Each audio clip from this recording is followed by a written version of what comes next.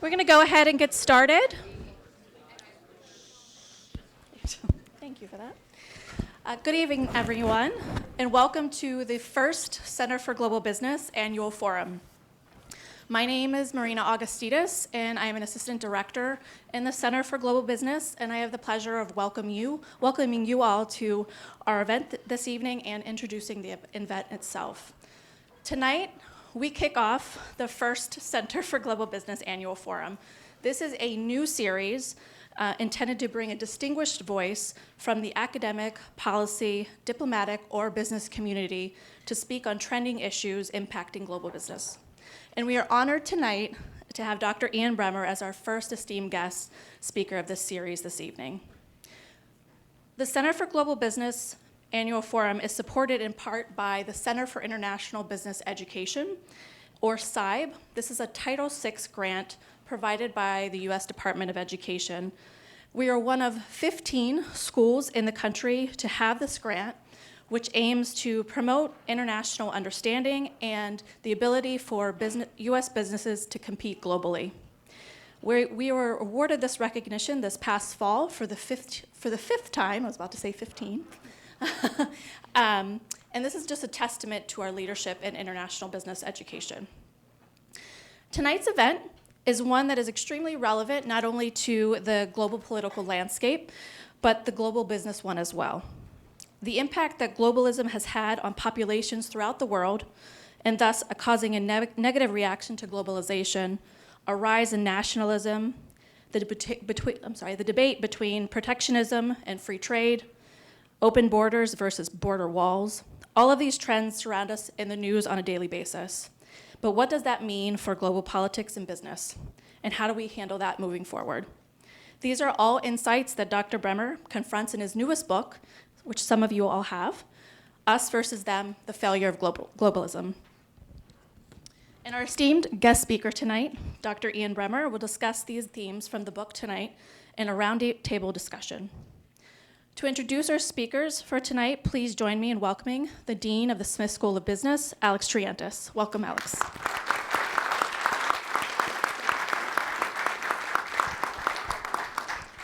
Thank you, Marina. Well, it gives me great pleasure to introduce Ian Bremmer with a little bit more detail. Ian is the president and founder of Eurasia Group, which is a leading global political risk research and consulting firm, and he established Eurasia back in 1998. Today, the company has offices in New York and 6 other locations in the world, and a network of experts and resources in 90 different countries. He's also the president and founder of G0 Media. You'll learn probably a little bit more about what that means, which is a Eurasia Group company that is dedicated to helping a broad global audience make sense of today's leaderless world. Again, I'm sure they'll talk a little bit about that as well. He also serves as a global research professor at NYU. Now, if he looks familiar, if his work sounds familiar, there's various reasons why that may be the case. You've probably read his articles. He is a foreign affairs columnist and editor-at-large for Time magazine, where he's the foreign affairs columnist, and also regular columnist for the Financial Times, and publishes articles in a variety of leading publications. You've probably also seen him on TV. He appears regularly on CNBC, on Fox, Bloomberg, CNN, BBC, and other networks. And you may well have read one of his 10 books. They all seem to have provocative titles, which I love. You heard about his latest book, and you'll hear a lot more about that, which is a New York Times bestseller.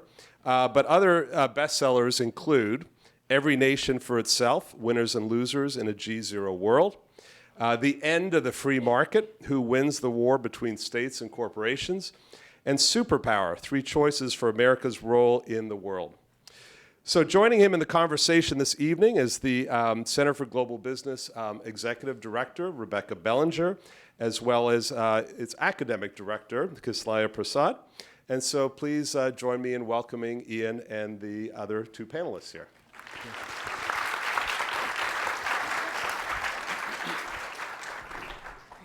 Great. Thank you, Alex, and thank you, Marina, for those great introductions. I would like to extend a warm welcome to everyone who is joining us here in Van Munching Hall, as well as everyone who is joining us via live stream.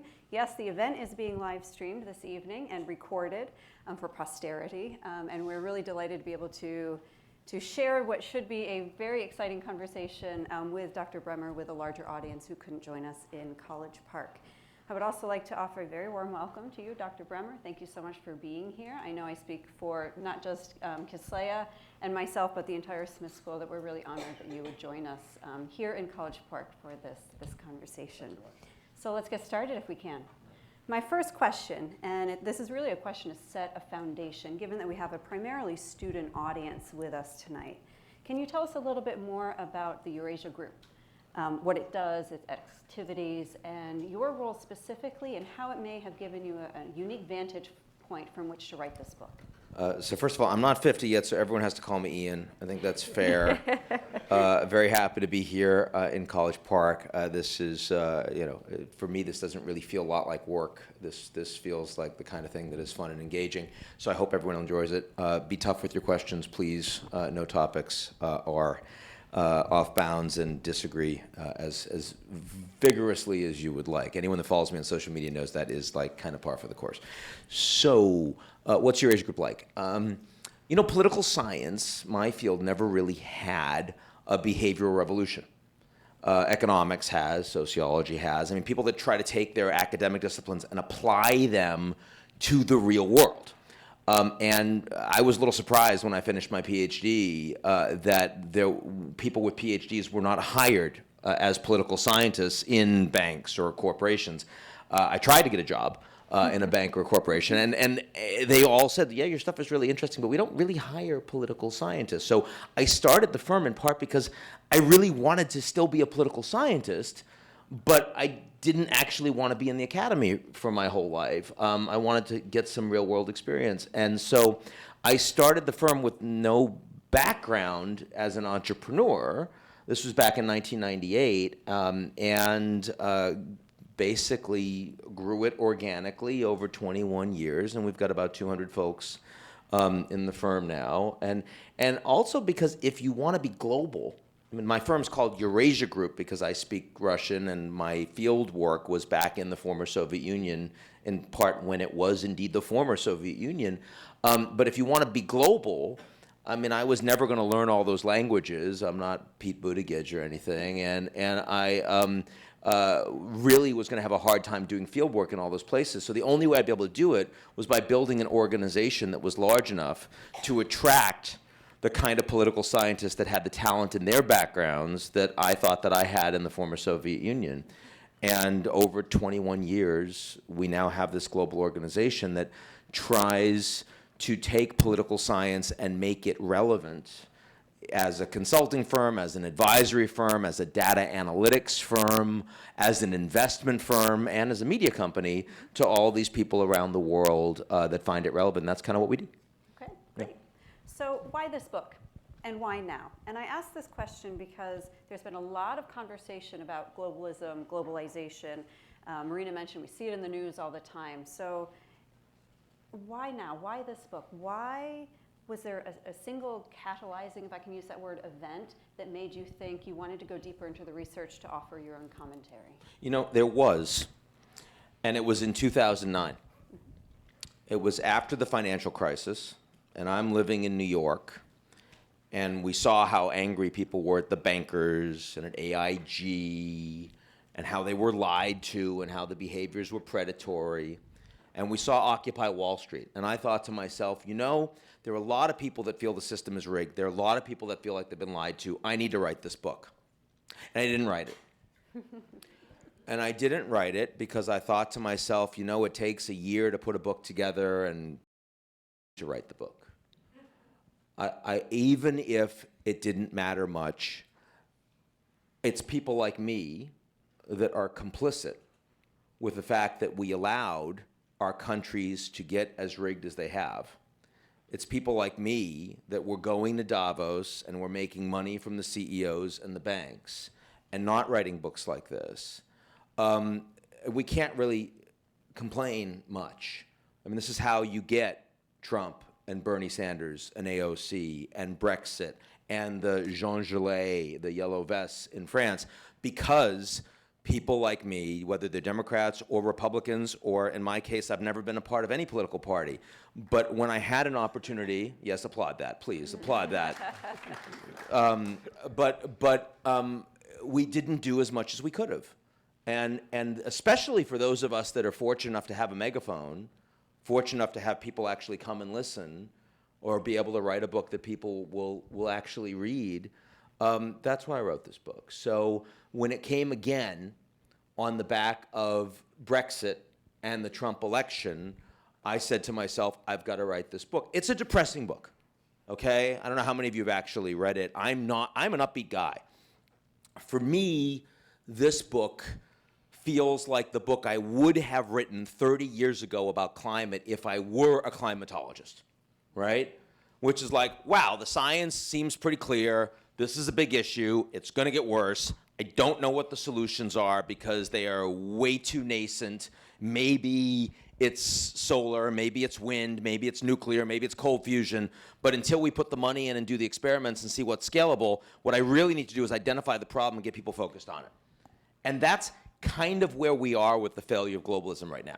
That's kind of where we are with us versus them right now. It is a big problem. People are not paying enough attention. Still, they're paying attention to how much they hate the Democrats, or they hate the Republicans, they hate Trump, they're never Trump, or they're always Trump, make America great again. Same thing in all these other countries. We are not yet to the point where we can identify what the potential solutions really are. So that's not the kind of book I like to write. Every other book I've ever written has been a book that's much more baked about, let's talk about scenarios, how you're going to respond, what I think this all means. This one is much more of a call to, less call to action, call to understanding, call to engagement, that kind of thing. But that is how and why I decided to write the book. Yeah. And in all fairness, you do offer some suggestions or Sure. some observations of things that are happening, and we'll dive into that a little bit further later on in the conversation. But you say the problem is the failure of globalism. Yes. So again, to set this foundation, what is globalism? How do we define globalism against maybe another word that is in our lexicon, globalization? What's the difference? So I want to be very clear. When I write a book and the title is, or the subtitle, The Failure of Globalism, it is not the failure of globalization. Globalization, in my view, has been an extraordinary success. We have, in the last 20 years, taken 1 billion people out of poverty around the world. We, 90% of all kids by the age of 1 right now get immunizations. A baby born today, anywhere in the world, the average age life expectancy is 70. Women are getting educated. I mean, this is astonishing, and it's about globalization. I am a big fan of globalization.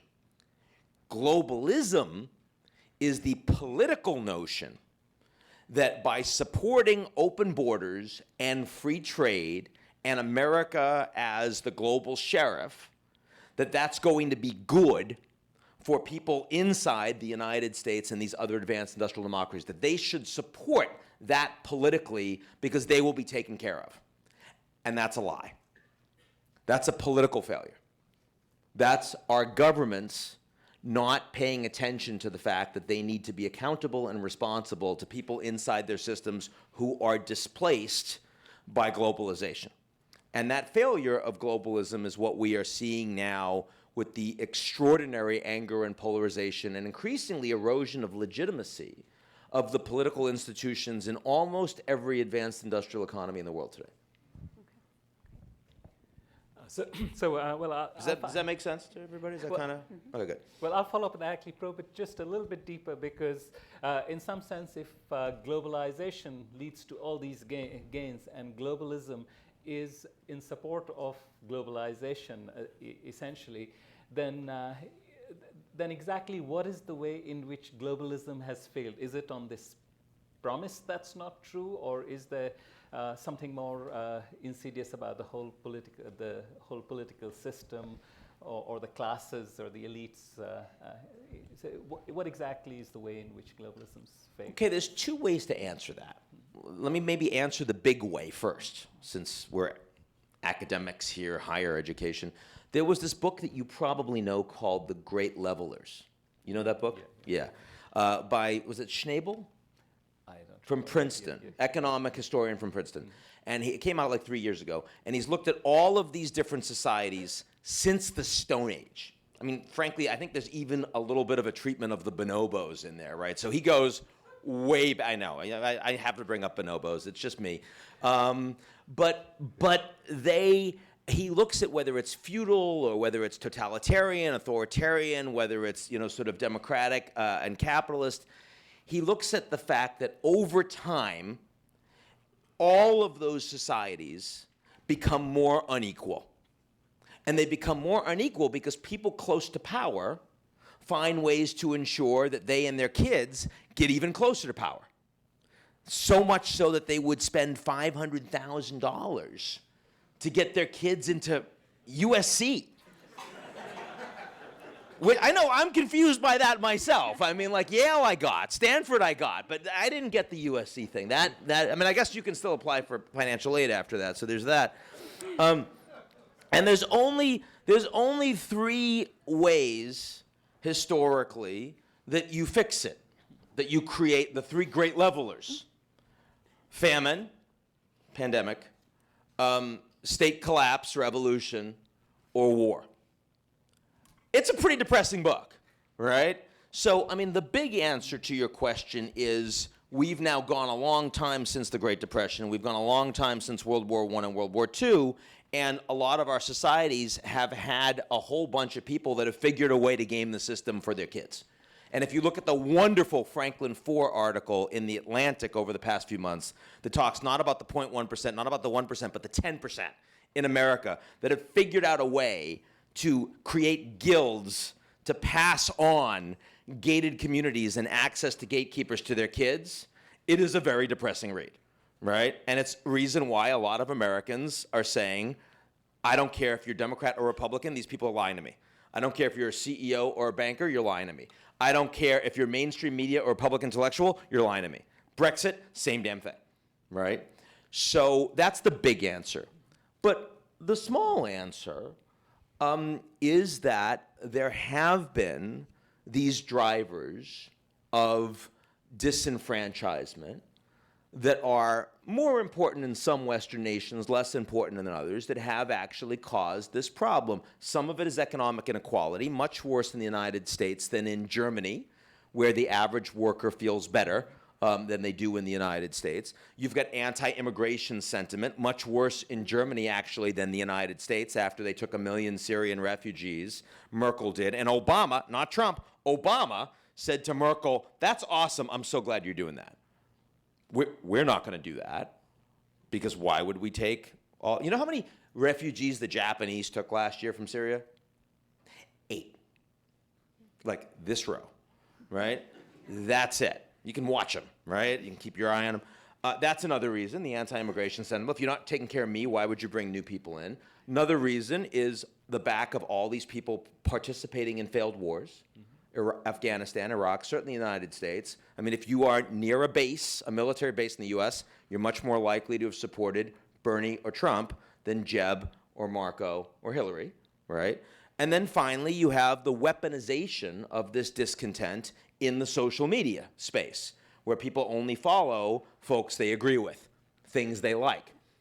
Now, when you put those 4 reasons together, the first 3 over the last 30, 40 years, the weaponization piece really exponentially growing in the last 6, 7 years, I think you get an explanation for why this is happening, for why globalism is failing despite the benefits of globalization. There is one country, I write about this in the book, one country where this is not happening among the rich democracies in the world, and that is Japan. I mentioned one reason, no immigrants. Another is their population is decreasing, which means that even though their economy is flat per capita, they're doing a lot better, right? So the pie is being divided amongst a smaller number of people. Third, they're not angry about all the wars they've fought in because they haven't fought in any for a long time, constitutionally forbidden. And fourth, and this is an interesting one, actually lower percentage of Japanese adults on social media than any of the other advanced industrial democracies. Only 39% of Japanese adults on social media, and they don't spend much time on it. So they still get their news from the same sources they got it from 30 and 40 years ago. Now, we're not about to become Japan here, right? But I always think the counterfactual is interesting. Where is this not happening and why not? That's always interesting to me. Yeah. As a perspective for my next question, so I grew up in India before liberalization, and then I saw liberalization, and in some sense, what everybody is doing just now, trying to destroy, well, globalism, globalization, I get this feeling sometimes that I've seen the future and it doesn't work. And I recall moribund industries, cars that wouldn't run, but people were forced to buy them, a complete lack of dynamism in the economy. So in some sense, we're going to have winners and losers, but ultimately, you would have it with any choice that you make. And so at some point, you have to make a choice, and why not go for something that's more dynamic rather than stagnant, which is the India before the liberalization. Yeah, I mean, look, I'm deeply empathetic to people in the United States on the wealthy side that are saying, look, whatever you think about these disenfranchised people, we need to support free trade. We need to support the Trans-Pacific Partnership because that's going to lead to more growth. I get that argument. It will lead to more growth. But when the overwhelming benefits of that growth go to a small percentage of the population, I'm also deeply sympathetic for why a whole bunch of people say, you know what, I need to break stuff because otherwise these people will pay no attention to me. I mean, I don't actually believe that most of the people that voted for Brexit, or even worse, most of the young people that didn't think it was worth even bothering to vote in the most consequential referendum of their lifetimes, did so because they really believed that everything else, even if it was good for the system, was not going to be good for them. I get it.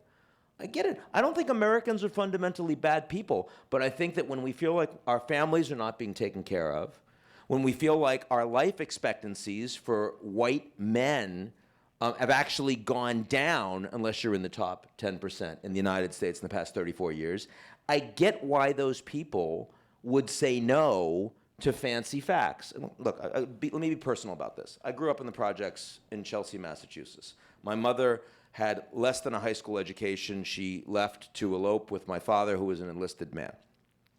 She used to read the National Enquirer every week.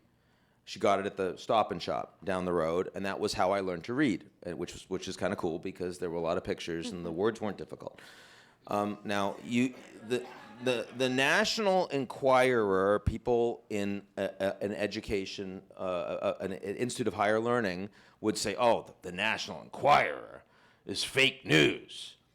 But, you know, the National Enquirer did have kind of a higher truth. The higher truth being that all of these people are lying to you. They are not going, they're telling you things that may be facts and science, but they're not actually, they're using that in a way that is, they're not going to take care of you. They don't care about your kids. That if you want your family to get ahead, you're going to have to do it yourself outside of all of these forces that are working against you. And I think that when enough people really fundamentally believe that deeper truth, that deeper message, I mean, look, when Trump said that the system is rigged, I mean, he was absolutely right. I really do believe that. Now, the idea that he was the one that was going to make it less rigged was farcical, right? But that doesn't mean that there weren't a lot of people out there that are like, you know, finally here's someone that's going to stick it to a lot of the establishment. And when he goes after the mainstream media, I think that plays extremely well. The fake news, right? The enemies of the people. I think that goes over really well. And I think the media doesn't know how to deal with that, right? So let me pick up on the point of technology. So very often we hear the winners and losers. The real cause is not globalization, but it's technology. Your take on the book is somewhat interesting. You see the technological changes, including the one that's coming down the road in terms of AI and automation and robots. You see all of those as part of globalism, as somehow implied by the logic of that ideology. And so could you elaborate on that, and how do you see technology versus globalization on the issue of the winners and losers that are being created. So when we talk about technology, we need to recognize that there are a few different components of it. There's one that you just alluded to, which is what's called the fourth industrial revolution. This idea that we are now creating an extraordinary growth in efficiency with automation and deep learning and robotics and 3D printing, and that's going to create even more jobs and make the world even wealthier. That may be true. I personally am skeptical of people that tell me that the future aligns magically with their business model. Mark Zuckerberg is all you need to say, right? But it is possible that that will indeed happen. What we know is that in between here and there, even if more jobs are created, a lot of people will be displaced. In fact, more people are now being displaced by technology than were being displaced by free trade in the United States historically. So there's a good reason why a lot of people are deeply skeptical of what happens as those technologies come online. And we even use the term the fourth industrial revolution, but for someone who is displaced by it, for whom their labor is no longer as relevant, it's not the fourth industrial revolution, it's the post-industrial revolution, right? And that's a term that the Davos folks don't want to use. That's the term that, Elon Musk and Jeff Bezos don't want to use. And so I worry about, Jeff Bezos concerns me, right? I mean, in the sense that he's really interested in going to Mars. But he's not all that interested in supporting affordable housing in Seattle. That's a problem. And in part, it's because he went really far, really fast. He has incredible knowledge in a relatively narrow field. But beyond that, not all that interested. And I think Zuckerberg is afflicted with the same problem. Now, Bill Gates is not, and that's great, though Gates largely picked that up and learned it after the Microsoft days. I'm not sure we can afford to wait for Bezos to figure that out. Now, God bless, his wife is now worth a quarter of Bezos. Maybe she's going to be more aligned with this model, and a quarter Bezos is no small scratch, right? So there's all of that. There is what happens with this fourth/post-industrial revolution and all the displacement and how quickly that occurs. But then there is the social media. Then there is a model for disseminating information which treats human beings as a product to be advertised against, to be marketized against. And it is very obvious that that is a destructive and corrosive thing for liberal society, for civil society. When I say liberal, I don't mean left versus right. I mean open, right? I mean a place where diverse views can actually flourish. And it is strongly against the business model of Google, YouTube, Facebook, Twitter, and the rest to address that. And that I think is a serious problem. Now, the reason why this is particularly important is because in the days of the communication revolution, back when we were talking about the Arab Spring in Tunisia, or the Orange Revolution, the Rose Revolution in the former Soviet republics, then we were talking about smartphones empowering individuals to learn more, undermining authoritarian and totalitarian regimes. The idea that North Korea wouldn't be able to last long because they just couldn't stand up to all this information coming into their country. But today, it's not the communications revolution. Today, it's the data revolution. It's the surveillance revolution. Today, it's not bottom up, it's top down. It's the power of those that have the data, that can aggregate it, and that can surveil, which actually strengthens these authoritarian models. It strengthens China as a state capitalist country with the ability to export their technology models to other countries through Belt and Road, for example, countries like Pakistan and Zimbabwe and the Democratic Republic of Congo. Or Palantir exporting their surveillance model in the United States to the Saudis, also very smart for them. Or the Israelis exporting their surveillance models to a number of Arab states, and working with the Chinese, which the Americans don't like, but the Israelis aren't doing very much about it, which doesn't get a lot of media because otherwise we've got a fantastic relationship with Israel. But it's important. So I do think the technology question, which I know you spent a lot of time studying, is really a very multifaceted one when it applies to political stability and where the world is going geopolitically. Yeah. So at this point in the conversation, I am cognizant of the fact there's a lot of negativity. I mean, the book is The Failure of Globalism, but I have to ask the question of whether or not there are any positive silver linings in the fact that globalism since the end of World War II really has been the reigning political ideology around the world, the interconnectedness of the world, free movement of goods and people and data information across borders. Or am I wrong? Is there no silver lining here? There are lots of silver linings, but let me explain why this book is negative. The book is, I need to start with that, because if I were an economist and I were writing a book in 2008, at the end of 2008, in the teeth of the economic recession, the worst one that we had seen since the Great Depression, that would not be a positive book. That would be, wow, we need to get through this recession, and it's going to be really ugly, and a lot of people are going to get hurt, and if we don't do it well, it could be a depression. We are right now entering a geopolitical recession. They don't happen very often. Economic recessions happen on average every 6 to 7 years. Some are big, some are small, right? Geopolitical recessions are a much longer cycle. The last time we had a major geopolitical recession was World War II. It was a big one. It was a depression.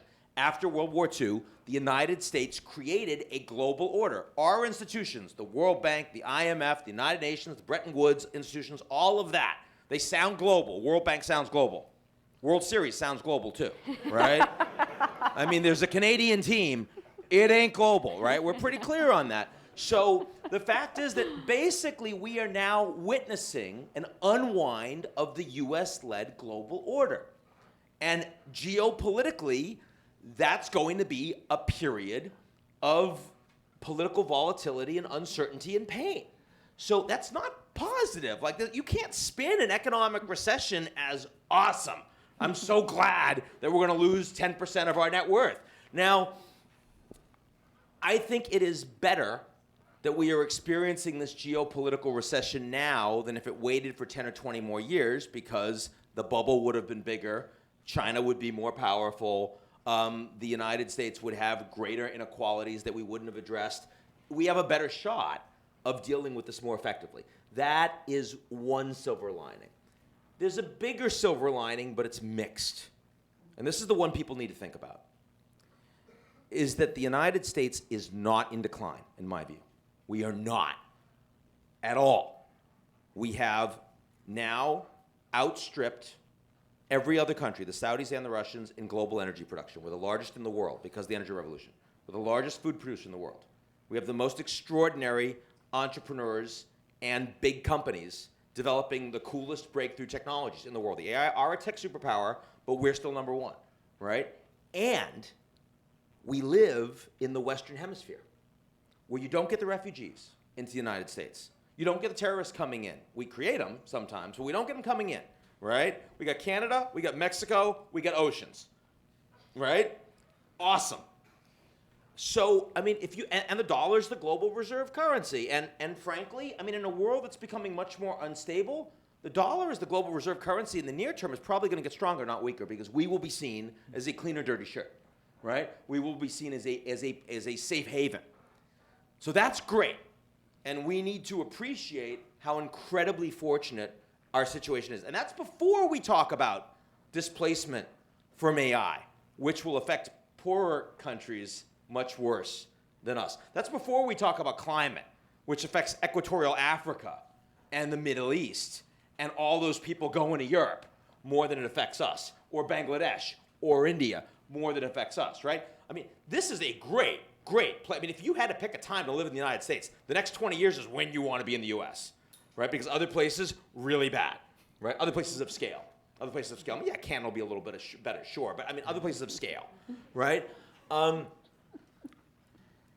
But it's the fact that the one country that could do the most to respond to this geopolitical recession is the one that has the least urgency to it, because we're the least affected by it. That means it's going to get worse for everybody else. It means that this is going to be much harder to respond to. So is that a silver lining?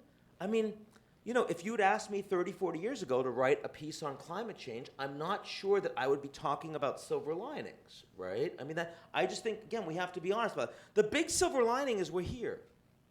The big silver lining is existential. Isn't it extraordinary that we can even have this conversation? And we can have it in America. Like, that's the big silver lining. And anyone that gets angry or that complains, I mean, if my mother's not with us anymore, but I mean, if she were and she saw me complaining, she'd beat me upside the head, given every opportunity that she afforded me, right? And that's kind of true of everybody in this room, especially in global context, right? So I don't think we deserve many silver linings after that, if I'm being honest about it. Thanks. Okay, so from the failures of globalism, I wanted to move to the second part on the title of your book, the us versus them. And how does globalism lead to this polarization that we see in the US? And you've spoken to that a little bit, but how do you see it playing out in the future? What do you mean by that? So in some sense, we have globalism, and then we have the people, the winners and the losers, and they're increasingly pulled apart, and they're in opposition to each other. And so we're basically split up into two countries. And is there a way of bringing them together again, or do you see that just becoming worse and worse until things become so bad that we need to create things from scratch again? So downside and upside. Let's start with downside. Downside is right now our economy is doing well. The market's doing well. Unemployment is comparatively low. Growth is pretty good in the US and globally. If we feel this disenfranchised in an upcycle, when the economy gets softer and there's not as much fiscal flexibility to blow out on tax benefits and everything else, it's going to get worse, right? And we also really aren't investing in solutions right now, right? So, I mean, William Gibson has this wonderful quote I've always liked. Many of you know William Gibson, the fantastic science fiction author. It is, the future is already here, it's just not evenly distributed, right? So, I mean, we're right now talking about, I mean, Israel's having elections literally today. The polls just closed a couple of hours ago. And Netanyahu promised that if he was made prime minister, he would start formally annexing some of the territories in the West Bank that he's been informally annexing for some time. You've also got the Golan Heights that Trump just said is yours. I mean, look, Israel is an amazing democracy. It might be one of the most functional democracies in the world to live in. There's virtually no corruption. It's an incredible free media. It's an independent judiciary. It's great rule of law. It's a fantastic educational system. Even the Arabs living in Israel increasingly think of themselves, identify as Israelis, larger percentages every year. It's pretty awesome, as long as you're not Palestinian in the occupied territories, right? Now, you could say, wait a second, what do you mean as long as? Well, yeah, as long as you're not Palestinian. Now, there are a lot of Palestinians.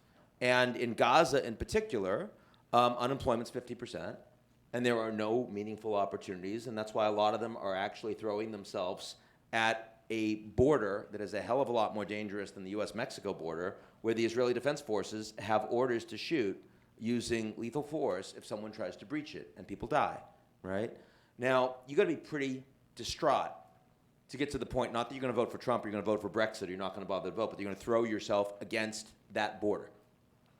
I believe that the Israel-Palestine divide is something we will increasingly experience in parts of advanced industrial democracies, right? That is the bad news. The good news is I actually am starting to see real experimentation on the part of mayors, governors, CEOs, Bill Gates, Mike Bloomberg, Steve Case, and not just Americans, people all over the world, to try to think about what we can do to address the fact that the social contract increasingly does not work for a lot of people. Universal basic income. Don't know if that's the right answer. I'm a little skeptical. We can talk about why if you want. But the fact is we don't have enough data. So the fact that we're doing an experiment in Stockton, California, we'll see. The fact that there's a state in India that's actually doing an experiment with like 4 or 6 million people. We'll see. The Congress Party, which isn't going to win, but nonetheless, that UBI is a part of their basic, mandate. The fact that you've got Bernie Sanders and AOC and others talking about. I mean, there's also in Denmark right now they're doing experiments around flex time, experiments around the gig economy that would provide you got higher corporate taxation, but much easier for corporations to hire and fire at will. In return, much deeper social safety net for individuals, men and women. You've got AT&T funding universal lifetime training for anyone that works for AT&T that they'll pay for. You have to do it on your time, but if you do it, they make sure that you're upskilled to get new jobs that you need, because otherwise you get displaced. I love the fact, and there are now, when I wrote the book, there were a bunch of these that I wrote about, but in the years since then, I've learned about 20 more. So this is starting to get attention, but it is early. These are small. We don't have the data. Again, let me give you the climate example. 30, 40 years ago, we didn't know it was going to work. Today, turns out solar power is cheaper than coal in the daytime. It's scalable. That's awesome. Now, to be clear, the total amount of renewables going into China energy is only keeping up with China energy growth. So their percentage that comes out of the ground, right, from oil and gas and coal is exactly the same now as it was 10 years ago. But that's going to start to change. So we can now see that the most challenging global problem out there, the fact that our global climate has already increased by 1 Celsius, and in Canada it's 1.7, is something that human beings have now invested enough in technologically that we can start to see what some of the answers are going to look like. Now, a hell of a lot of people are going to suffer that didn't need to get from here to there, but the planet and humanity is not going to go extinct, right? And that actually, and not even close. And that actually kind of matters. So I am not someone who looks at this problem and says, we can't deal with this. But I am someone who knows that you don't get the best out of human beings until you force us to get to flow state, until you press us to something that actually feels challenging to us.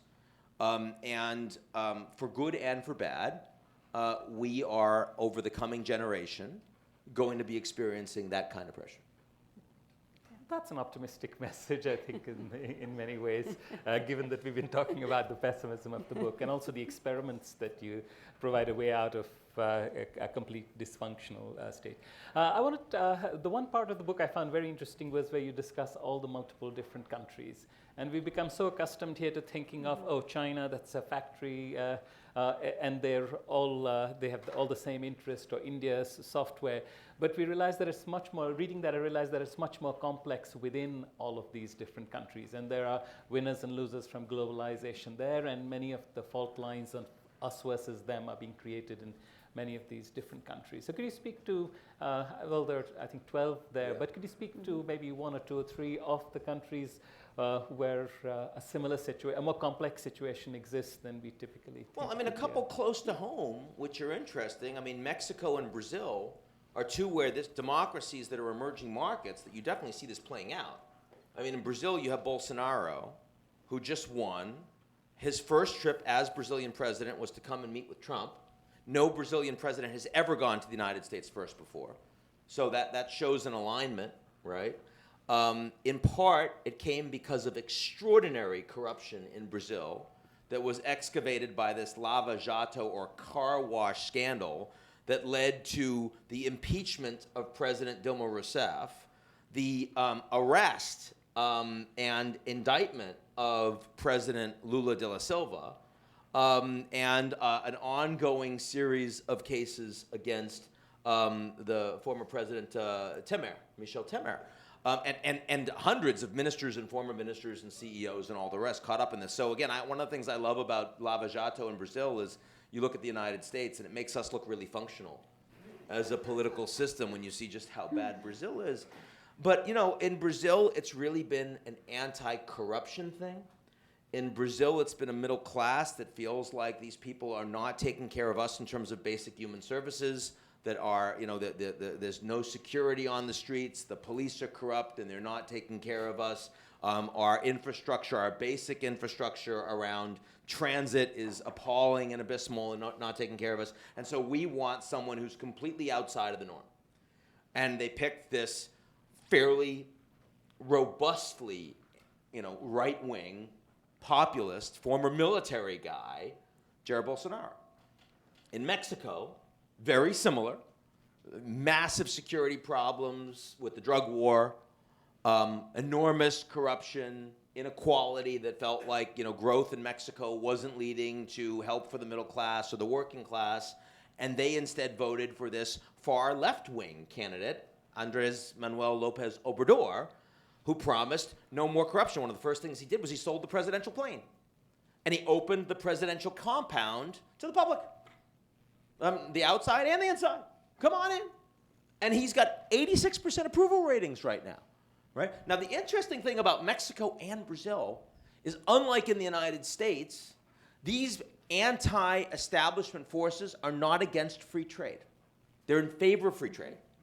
Because in their countries, NAFTA and TPP and all of this actually helped. That wealth was providing more jobs for people whose wages were comparatively low. It was bringing them up the scale. So, Lopez Obrador, who was seen as this raving leftist that was closer to Chavez and Castro than he was to the United States and the Washington Consensus, but he had no problem with negotiating with Trump and Lighthizer a new NAFTA, because Mexico needs NAFTA. And that's very popular on the left and on the right. So I think that's kind of interesting, right? Yeah. So Ian, there's so much in your book. There's so many other questions we'd love to ask you. I'd love to ask you more about some of the government responses to this failure of globalism. You talked about the social contract, remaking of the social contract.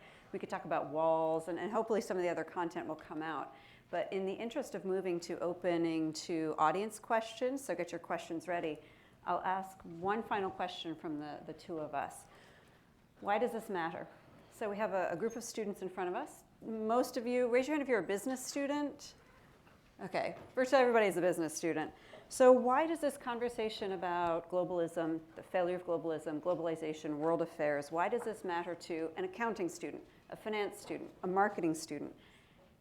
And what can our students do to prepare for their role in the global economy? Well, the main reason it matters, it's a fairly simple one, is that for much of our, all of us in this room, older generations and younger, we are used to living in a world where the United States is able to determine the rules of the road in the global economy and the rules of the road for global technology. We're not in that world anymore. So even though I said the US is not in decline, we are not. Our influence globally is. Our ability, so you look at China, 800 million people online right now. And some of the most important companies in the world, Amazon, Google, Facebook, have no access to the most important internet market. That's not a global free market.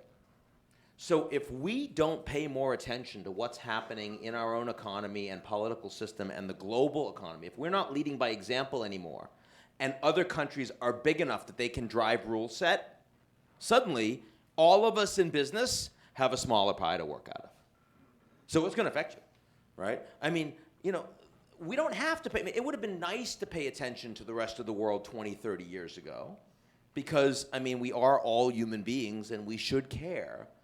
But, let's face it, 3 million refugees from Venezuela, but they're Venezuelan. They're not coming here. How much does it bother us? 5 million from Syria, but they're Syrian. They're not coming here. How much does it bother us? But when we're in a world where if we say we want something and other countries can say no and they don't listen to us. Xi Jinping goes to Italy and he says, you want to join Belt and Road? And the Italians hear from the Americans, don't you dare join Belt and Road? And they join anyway. G7 economy, ally of the United States. Suddenly life looks a little different. So, we kind of have to pay attention because we're going to be made to pay attention, right? Because suddenly, if you can't force people to do it your way, it really behooves you out of your own self-interest to understand what the other way is.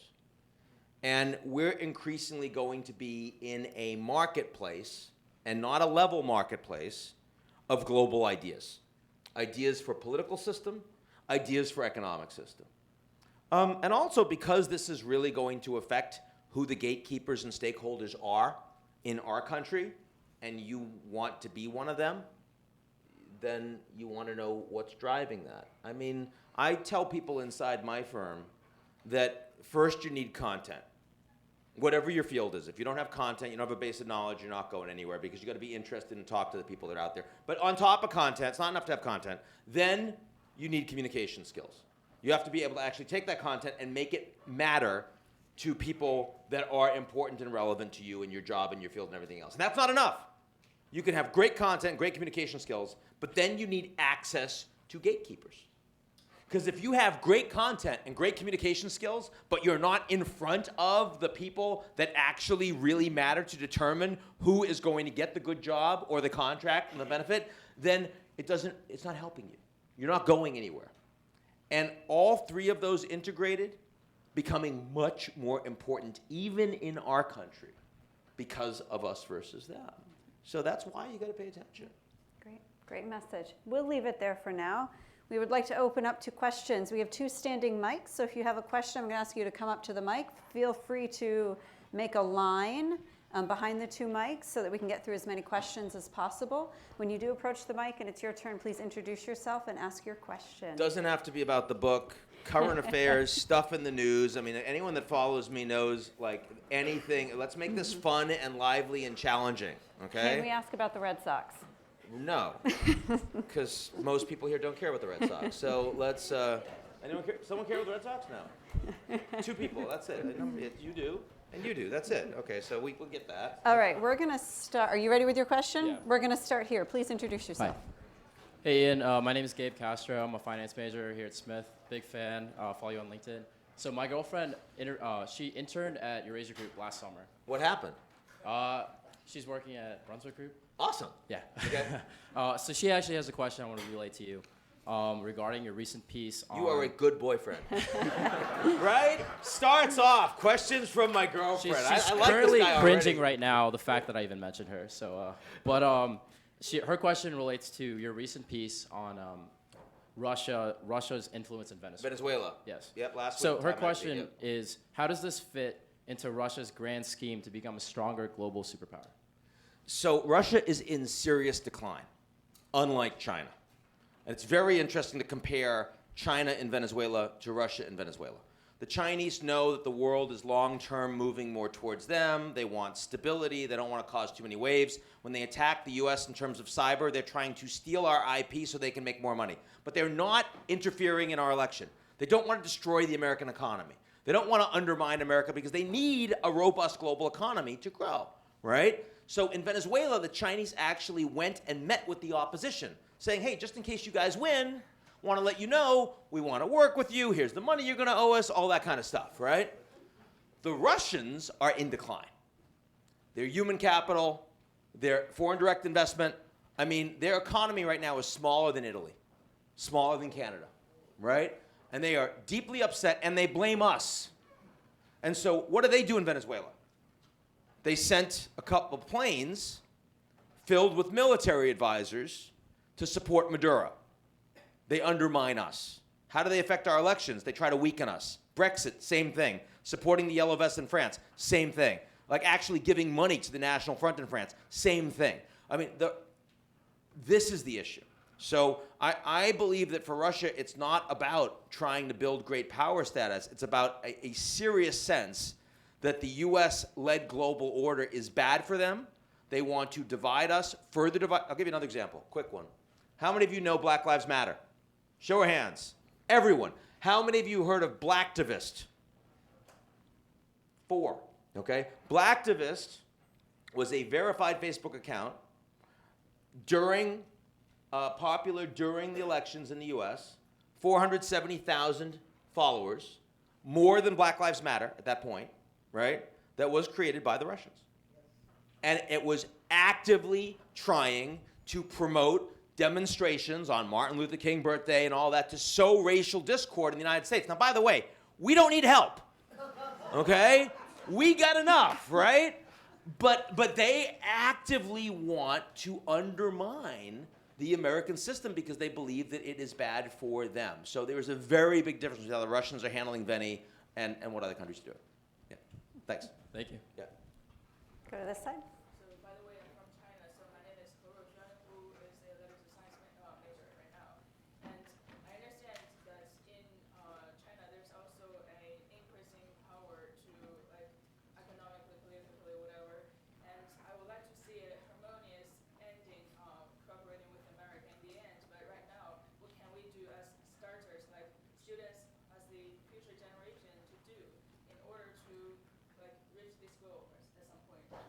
Well, I mean, more Chinese studying in America, learning about the United States, and bringing that to Chinese and bringing Chinese experience to America. I mean, if I were not president, because you couldn't do this president, if I were king of America, and I could do one thing, I mean, there are a lot of things I'd want to do, but I could do one.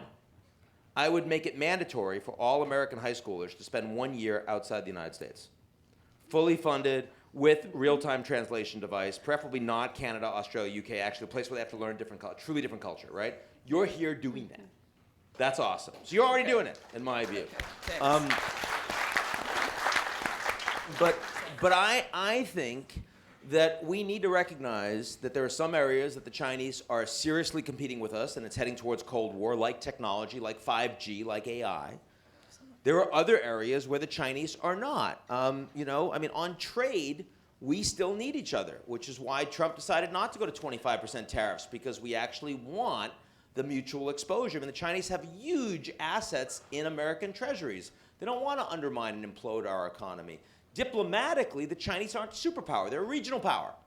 And as a consequence, if we were to actually broker peace in Israel-Palestine, John Kerry or God bless Jared Kushner, right? I mean, yeah, I know it's not going to happen, but the Chinese would be fine with it because they'd like to see more stability. They go and they meet with the Iranians, they meet with the Saudis, they meet with the Qataris, they meet with everyone. Why? Because they want actually to benefit from that economically. So, I mean, we shouldn't, even though there are areas where the Americans and the Chinese are increasingly fighting, and we are on technology heading towards a Cold War, there are actually many areas where our two economies are quite integrated or at least aligned. And the biggest one is climate, right?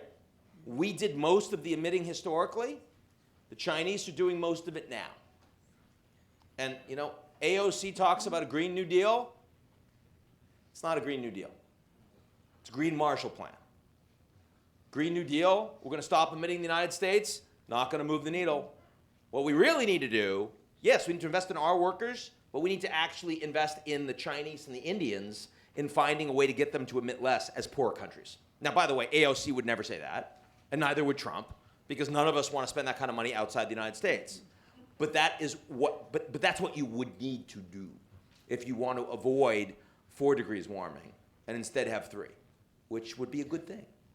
So, yeah. Thanks. Thanks. Go ahead. Hi, I'm Ryan. I'm an operations management major. You talked a lot about how the first world is being affected by the failure of globalism, and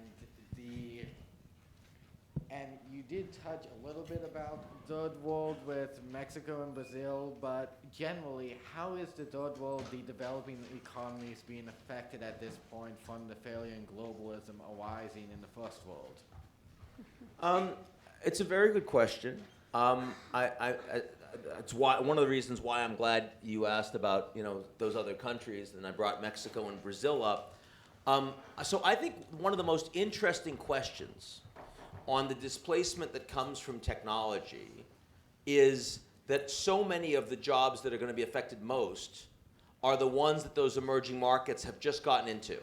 It's the more advanced manufacturing, but not the super high end, and it's the early stage white collar jobs, right? Those are the ones that are going to be easiest to displace in the next 10 to 20 years. Interestingly, China might be in a better system to deal with that.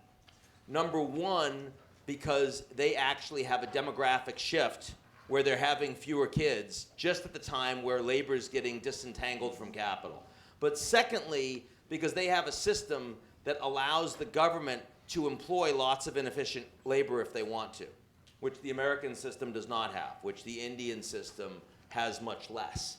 And so that's an interesting question. The other point, though, is in democracies, you're seeing a whole bunch of leaders that are getting elected because of social media. Bolsonaro was the first Facebook president in Brazil. That was the first social media election. I think you'll see a lot more of that.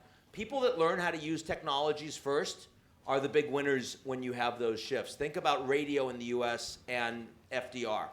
Think about television and JFK. Think about Obama and grassroots with Facebook. Think about Trump and Twitter. That's coming real soon to emerging markets. Thank you. Hi, wonderful talk. My name is Lee Marie Thompson, and I teach a course on social enterprise here in the business school. My question is not necessarily related to social enterprise. Some may argue that, well, you know, the losers of the old world are simply making a political, a social, and an economic comeback. So what are your thoughts on the extent that the rise of the rest could positively affect the development of a holistic order with all stakeholders accounted for? Well, again, it'll take time to get there, right? But, I mean, there is no question that when you are facing some global challenges, like the US and China involved in potential for real confrontation, or climate, or this post-industrial revolution, if that's what it ends up looking like, those are things that are truly global in scale. One of the things to be most optimistic about is that over the last 50 years, pretty much every major problem that was out there, if you wanted to fix it, you had to rely on white guys. And, I mean, I'm all in favor of white guys, right? I mean, as one. But that's a lot to ask us to do. And, I mean, if you think about the people that are going to be actually fixing climate, we're going to have white guys, we're going to have white gals, we're going to have black and brown and yellow. I mean, we're going to have Africans in urban centers are going to be a part of the solution for the first time in history. I mean, they're creating really educated people that have access to global knowledge base. China, India, same thing. You know, not only think about how many more Mozarts you get when you actually are empowering young people from a body of 7 billion population as opposed to a body of a few 100 million population, you're just going to get a lot more excitement. And you're going to get a lot, and not only that, but these people come from diverse cultural backgrounds, diverse intellectual backgrounds, which means they're probably going to have different ways of thinking and different ways of applying solutions. And, you know, when I think about a world where GDP doesn't work very well as a holistic measure of human success, right? But there's no way you're going to fix that if you do it within a Western model. But if you do it in a model where you have people that didn't grow up with it's all about GDP and it's all about fetishizing growth. I mean, the Japanese don't fetishize growth, right? For the last decades, they actually fetishize stability and resilience and community and infrastructure. So more than 50%, next year, more than 50% of the world's GDP, PPP adjusted, is coming out of Asia, right? That's extraordinary, and it means that a lot of people are going to think differently about things like GDP. So I get really upbeat about that. I'm glad you asked that question. Well, wonderful. Thank you so much. Yeah. Okay. Ian, I do have to check for time here. So we have 4 questions. Let's do all 4, and I'll answer them more quickly. Sure. Okay. Let's go here. Hi, thanks for being here. My name is Noah. I'm a full-time MBA student here at Smith. You had said that we're in a geopolitical recession, and you had also mentioned twice about China's Belt and Road Initiative. I was wondering if you could go a little bit deeper about what that geopolitical recession implies for the economic and geopolitical prospects of China and the Eurasian continent. It implies, number one, that growth is going to get harder because of the geopolitics. There are greater tail risks in an environment of geopolitical recession. More things that go bump. Tectonic geopolitical shifts that create inefficiencies. Because why do goods not transit markets efficiently? Because politics get in the way. Because of tariffs, because of different regulatory problems. If you had one global government, you could create frictionless, right? But we don't. So when you have one geopolitical order, you can create more frictionless. When suddenly you move from one geopolitical order to another, it creates much bigger challenges, right? And ultimately, the Chinese will get hurt by this more than the Americans will because they are a middle-income economy with political institutions that aren't as strong as we are. Now, they can also handle more depredation than we can in the United States, right? Because they're used to it. In the same way that, like, the North Koreans might be more willing to launch a nuclear war because they're like, well, we've already taken, like, you know, our people can eat tree bark. But, right? I mean, and they talk about that. I've met with North Korean officials. They absolutely will have that conversation with you. I believe it. I think they believe it. But ultimately, this is not a good thing for the Asian economies. Ultimately, it's a problem for them. Thank you. Good evening. My name is Connor Clark. I'm a master's student here in public policy with a background from undergrad in economics and some foreign languages. I wanted to ask about the prospects for a return to conflict in Ireland if there is a hard Brexit or no deal, basically a hard border that goes up. And how would it look different than the Troubles?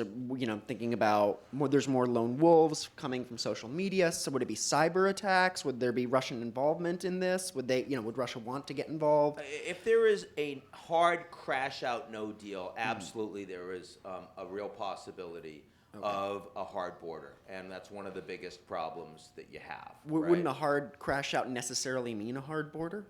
Not necessarily. Huh. I mean, in the sense that a crash out could lead to Scotland referendum, could lead to Northern Ireland referendum. I mean, like, when you play with that, right? I mean, there are a lot of ways.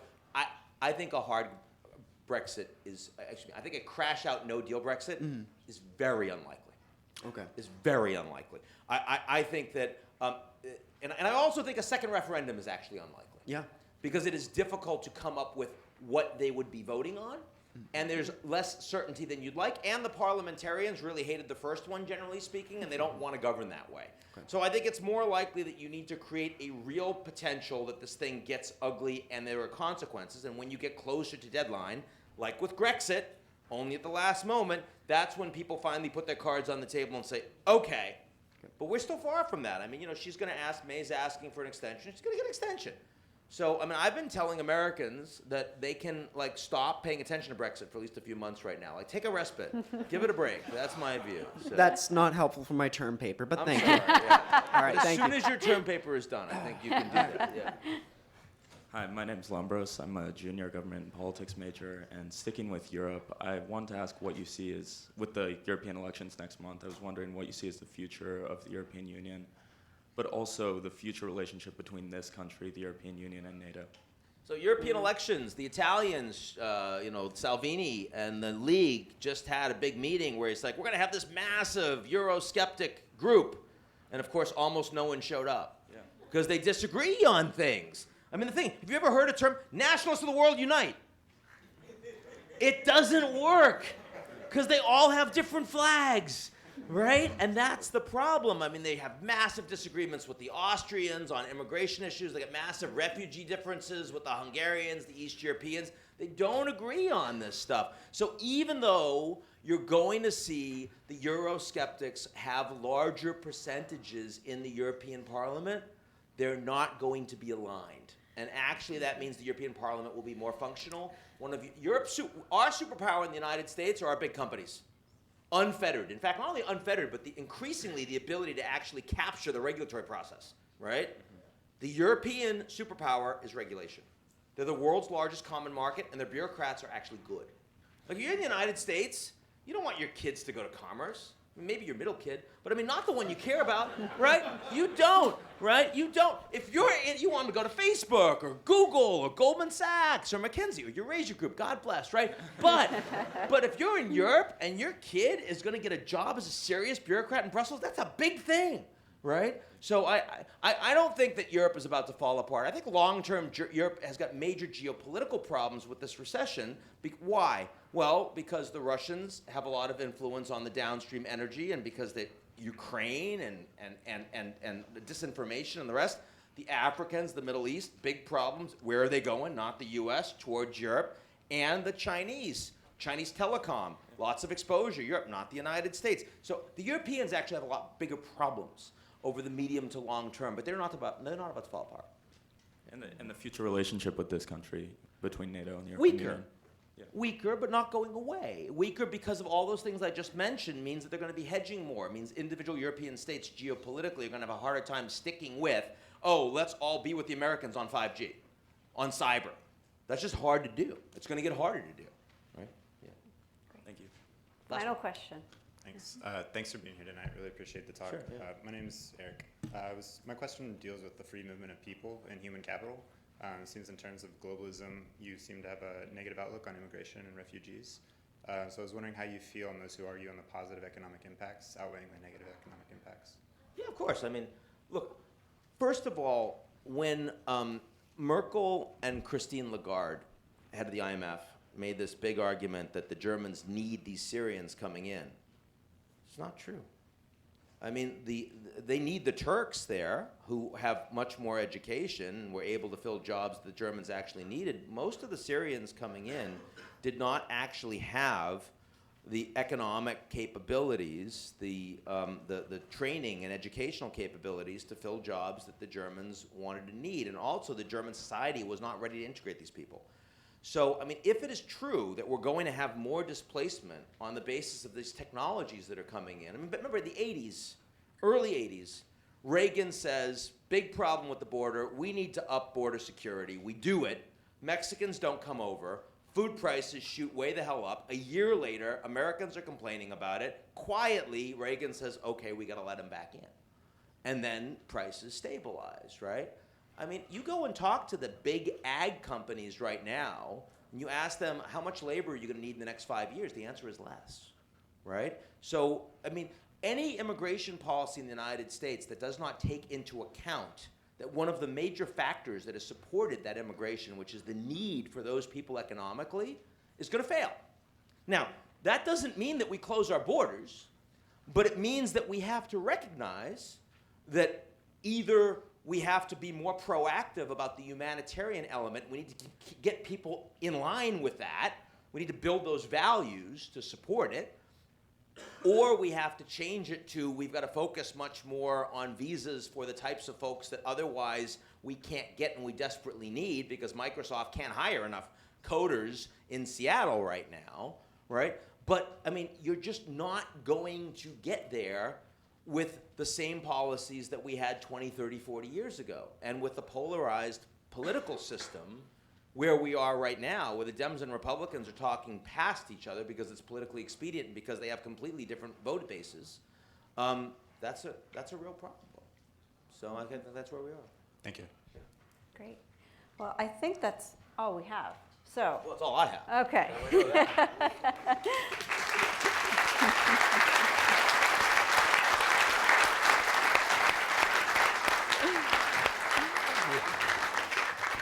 All right.